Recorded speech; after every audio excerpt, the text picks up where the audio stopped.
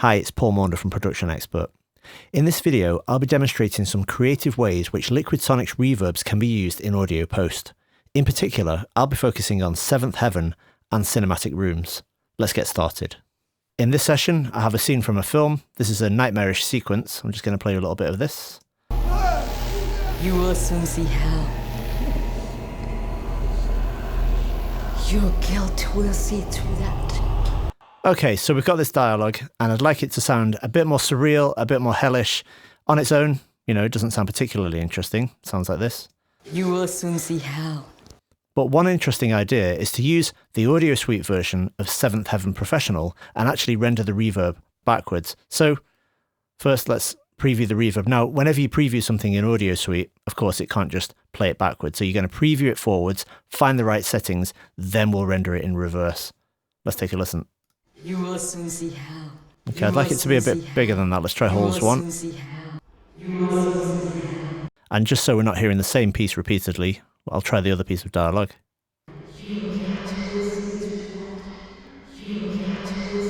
Pretty good.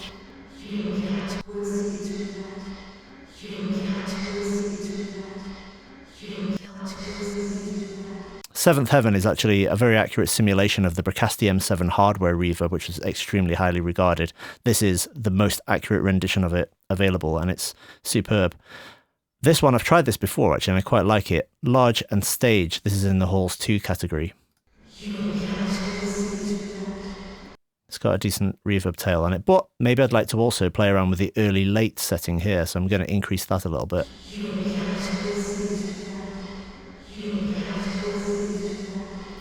Okay, good, I'm happy with that. Now, I have a couple of options as to how I actually render this. Option one is to just select both clips, set an appropriate wet-dry balance with the mix control here, then render it, and it's basically fixed on the track. Or for additional versatility in the mix, I could do what I'm going to do, which is to copy this down to a separate track, and then to render this completely wet so it's pure reverb.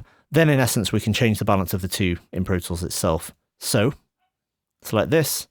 Click on reverse. When you click this, it will immediately render it. And one important point to make about this is I deliberately selected a little bit of space before each of the clips. So I made sure that there were a few seconds of blank space before the dialogue. This is because if you want it to reverse into it, you have to have that space for the reverb to ramp up, ready for the incoming dialogue. So reverse reverb on its own.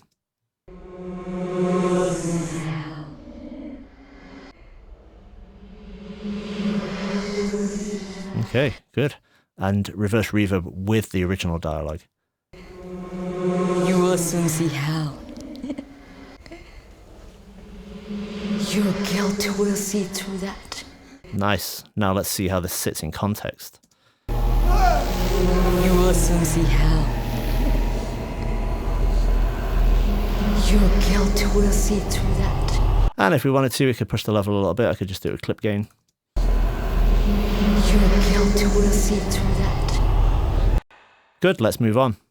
In the same scene, in the lab, we have this guy experiencing something terrifying and screaming. It sounds like this. I'm falling! And I kind of wanted to get across his state of mind, which is obviously incredibly negative. So I've got to send to cinematic rooms. And with this, I've chosen a preset, I've tweaked it a little bit, but importantly, I've used a reverb gate. Now, this was to keep the surreal kind of sound going on with this. So I didn't want it to sound like he's in an actual hall. I wanted it to sound like a bit of an abstract kind of otherworldly sound. So we end up with this.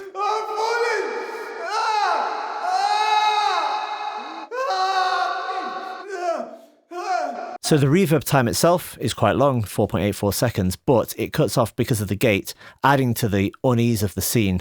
And there's a couple of other things as well which I did with this. There's quite a lot going on in this, actually. So in the background, we also have these voices. This is actually me whispering in Latin, and it's reversed, and it's panning around the room, actually. It sounds like this.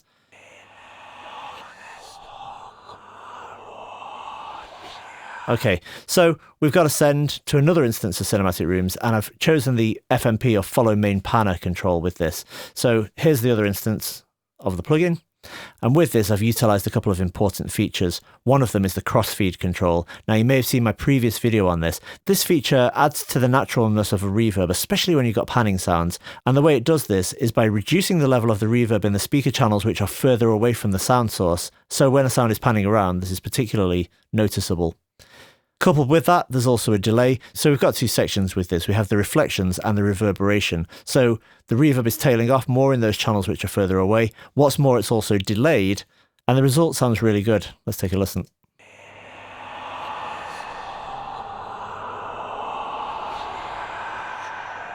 Now, in context, all of these come together to make something really interesting, actually.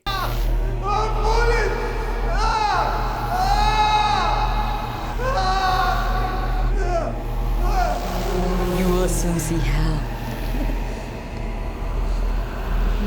Your guilt will see through that.